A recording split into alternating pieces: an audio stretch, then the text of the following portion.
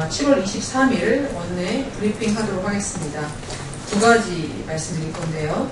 처음은 새정치민주연합 권은희 후보자 재산신고 의혹에 대해서 말씀드리겠습니다. 새정치민주연합 권은희 후보자 측이 재산신고에 대한 상당한 의혹에도 어떠한 상세한 해명도 없이 문제없다는 식의 태도로 일관하고 있습니다. 그러나 헌법 제21조 및 공직선거법과 공직자윤리법이 함의하고 있는 국회의원 후보자의 실체적 재산에 대한 국민 알 권리의 보호 측면에서 여전히 몇 가지 해소되지 않는 의문점들이 있어서 말씀드리겠습니다. 첫 번째, 권은희 후보자 측은 후보자의 배우자가 법인 대표로서 오피스텔에서 법인 업무를 받기 때문에 임대차 계약이 없어도 법적으로 문제되지 않는다고 밝혔습니다. 그러나 상법 제388조에 따르면 이사의 보수는 정관에 그 액을 정하지 아니한 때에는 주주총회의 결의로 이를 정하도록 되어 있습니다. 따라서 KTBN 파트너스 법인 소유의 오피스텔을 무상 임대하기 위해서는 그 승인 여부가 사전에 정관에 명시되어 있거나 주주총회의 결의로서 정하였다는 증거가 반드시 있어야 합니다.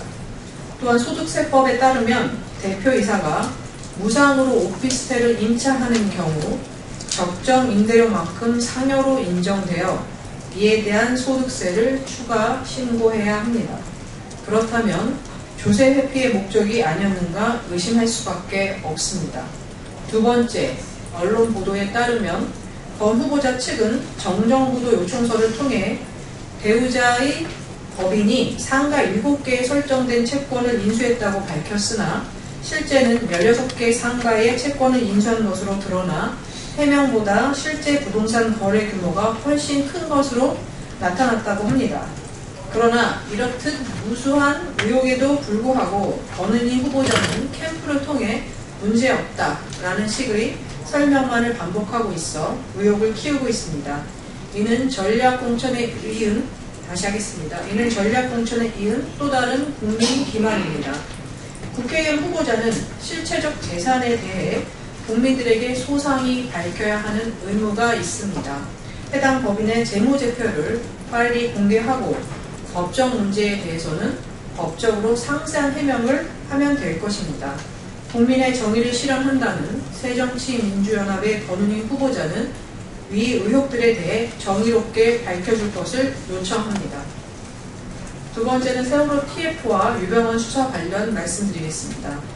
지난 2달간 경찰의 온 힘을 다한 검거 시도에도 잡히지 않았던 유병헌 전 세모그룹 회장이 어제 변사체로 발견되었습니다.